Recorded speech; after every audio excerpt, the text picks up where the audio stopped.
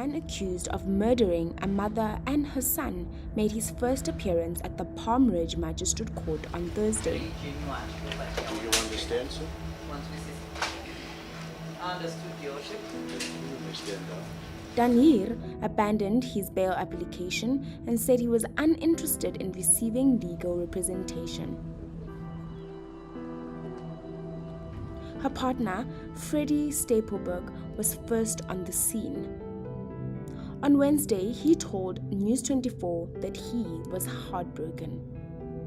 Hi everyone, welcome to or welcome back to my channel, and thank you very much for joining me here again today. I hope that you have all been well. Last week we spoke about the case of Michael Thompson and how wild right place, wrong time can be. So if you have not seen that video, I'll link it up here for you. But today we're going to talk about a case that uses something that has been around for centuries, and that is murder for hire. So with that being said, let's get into today's case.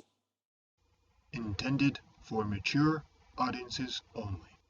Murder for hire or contract killing has been around for centuries and is the act of hiring or paying someone to take out or murder someone on your behalf. It usually involves the act of premeditation and knowing that you want to have someone murdered. And for today's case, we are heading to Alberton, which is a town in Gauteng. The town was named after a general named Hendrik Abraham Alberts, who was a veteran in the Anglo-Boer War. He purchased part of a farm that belonged to the original voortrekkers of the area. When he purchased this part of the farm, he then named it Alberton, and that was in 1904. And today's case is still ongoing, so we have to put it out there that all those who we speak about are innocent until proven guilty in a court of law. And the case took place on the 27th of November 2023, so not too long ago. In the Terblanche and Stapelberg home, police arrived and found two bodies and an horrific scene. One of the victims was named Nadine Terblanche, who was 32 years old at the time. It seemed as though Nadine had been strangled to death while she was lying in bed, and also had a massive and brutal wound to her head with something sharp. When police walked around to another room, they came across a gruesome scene of that of a young boy. Here, in the room, they found a boy named Ruandre Forster. He was only 9 years old at the time of his murder, and it seemed as though Ruandre was playing outside while his mom slept in her room after she had been murdered. He was then called into his bedroom, where he was forced onto the bed and suffocated with his pillow. It seems as though Ruandre was not the intended target for the murder, but he may have been witness to or known something, and that's why he was murdered as well. Security were alerted to the scene at 19 minutes past 5, and this is important for later. And I say security because in many homes in South Africa, we have something called private security, and there's different companies that act as private security. And what they'll do is they will have an area that they have, or they have homes that they are employed to look after. And what they'll install in your home are panic buttons, or you can have something on your phone like an app. You most likely have beams or sensors around the house to protect the perimeter, or you have alarms in the home as well. And if any of these are triggered or they go off, these private security companies will come and have a look. They will come armed, usually. Most of them are armed security, as well as most of our police in the country. And generally they come there expecting the worst when your alarm is triggered. But they get this call, they know exactly where to go, and they rush off there really quickly. These men and women who are employed as private security in the areas by the homeowners, they are usually very fit, they're very strong, they have to jump walls, they sometimes have to take down perpetrators, and they will generally do whatever they need to do in order to protect you and your home that they have been employed to protect. So I mentioned the time at 19 minutes past 5 because inside the home of the Terblanche and Stapelberg home, a panic button was pushed inside the home, which meant that the alarm came to that armed security force at 19 minutes past 5. And when the private armed security got there, they noticed a few things. One was that there were two men home at the time. They both allegedly seemed highly strung, highly stressed. And what the armed security noticed was that one of these two men was the owner or occupant of the home, and the other man seemed to be an employee of this man who worked in the home, such as a gardener or a handyman. And I would say one of the most damning pieces of evidence was that the gardener or handyman kept whispering to the homeowner, and they kept whispering, they kept fidgeting, they were very highly strung allegedly. And what the armed guard overheard them whispering about was that the owner said to the handyman or gardener that they should just leave it now and they will go and withdraw the money later. Allegedly. And if we just pause right there and just think about what was actually said, that is a very specific thing to say at a crime or at a murder scene, especially when people have just been murdered. But we can't judge. People handle everything incredibly differently, and this may be some weird way of handling a lot of pressure.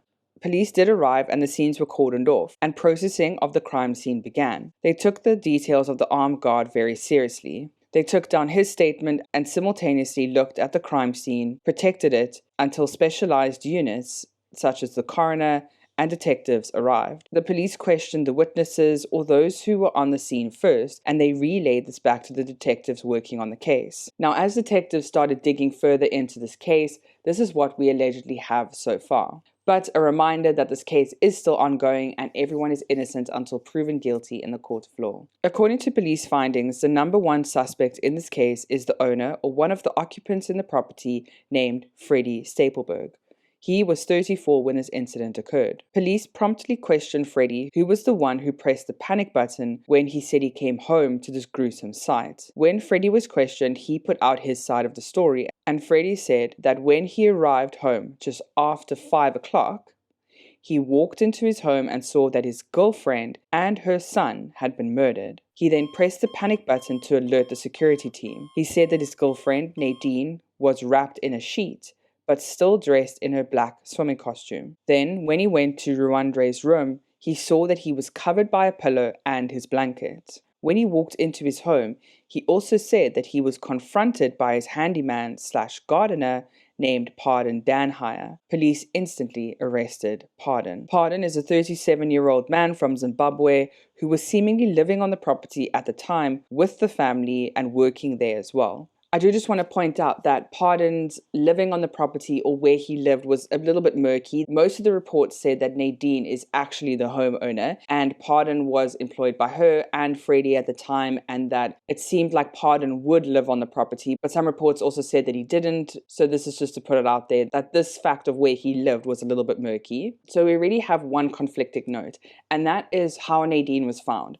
So remember when police first got there, or when the armed security guard got there, it was noted that Nadine looked like she was sleeping in bed. However, when Freddy gave his statement, he said that she was wrapped in a sheet and in her swimming costume. And I do just want to say, as much as police get their flack in South Africa about whether they do a crime scene properly or not, I do think that they would be able to distinguish the difference between being wrapped in a sheet and also just sleeping. And I know people sleep very weirdly and sometimes they do wrap themselves up in their blankets, but sleeping in your cozy all wrapped up in a sheet is very different to the police stating that she looked like she was sleeping. Freddy also said in his statement that he technically was still married at the time that he was living with Nadine in her home, and that he had 3 daughters as well, that Freddy said that he was solely responsible for financially. He said that his wife, or his ex-wife, that he was trying to get a divorce from, was not working, so she didn't work at all, and Freddy was the only breadwinner for his 3 children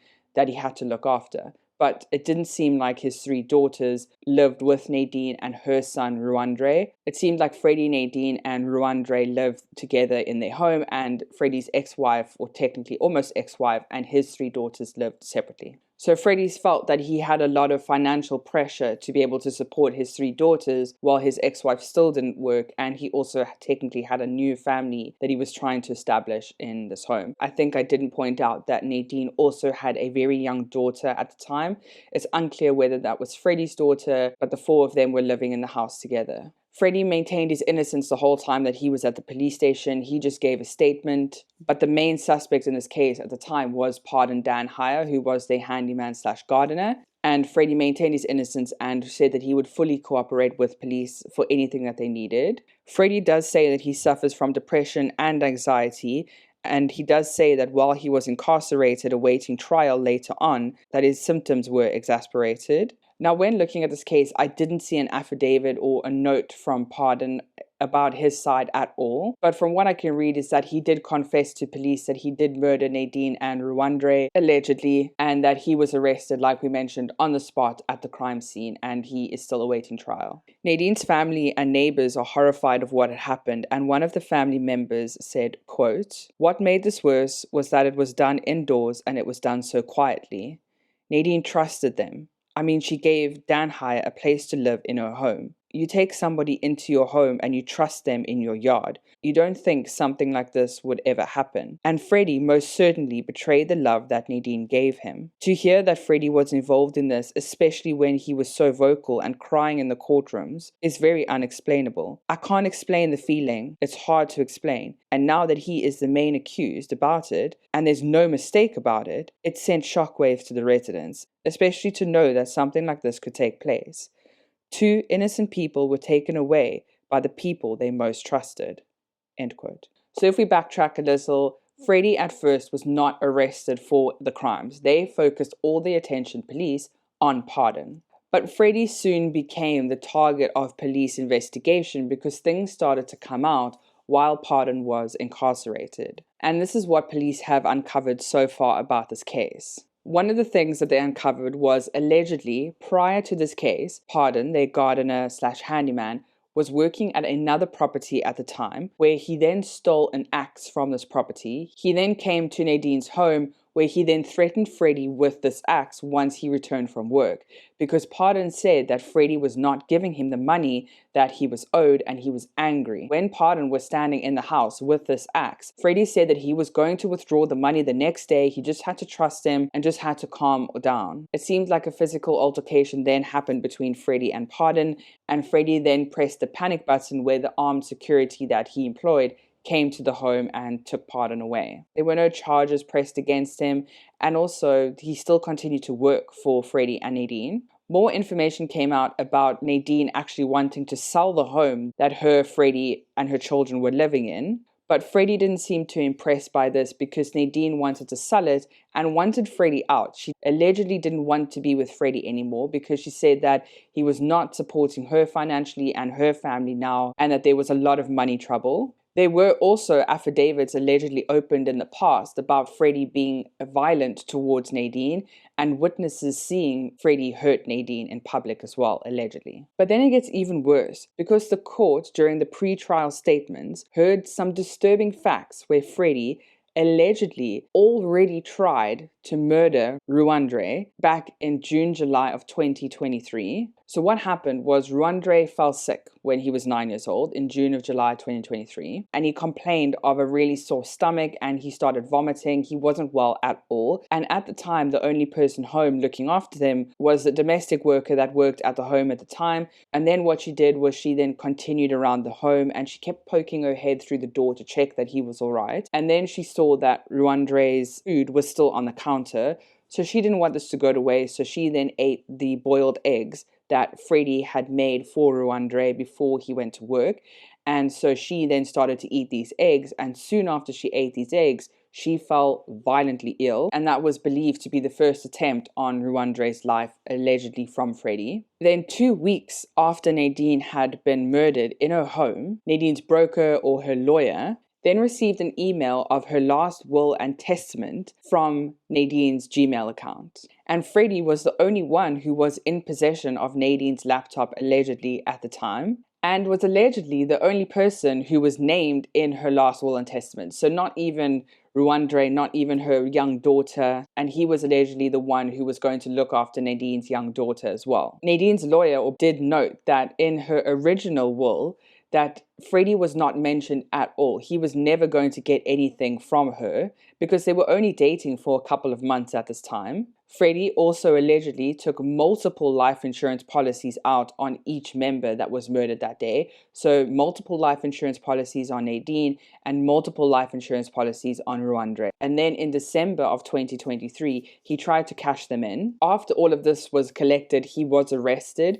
And he did say that because of his depression and anxiety, police felt that it was better that he was arrested and kept incarcerated, because the court does believe that he is a danger to himself and the greater society at large. So remember I pointed out, and I said it was quite specific, the time that the panic button was pressed. And I said that it was 19 minutes past 5 that button was pressed. And I said it was quite important. Well, the reason that is important is because police are still collecting evidence. Like I said, this case is still ongoing.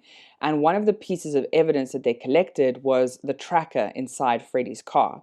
And Freddy must have maybe forgotten about this tracker, because it pinpoints that Freddy arrived at home at 16:39. So 39 minutes past 4, He arrived in his home, in his driveway, and we assume that he didn't take around 40 minutes to get out of his car. So he arrived 40 minutes prior to that panic button being pressed. So what happened in that 40 minutes, we don't know.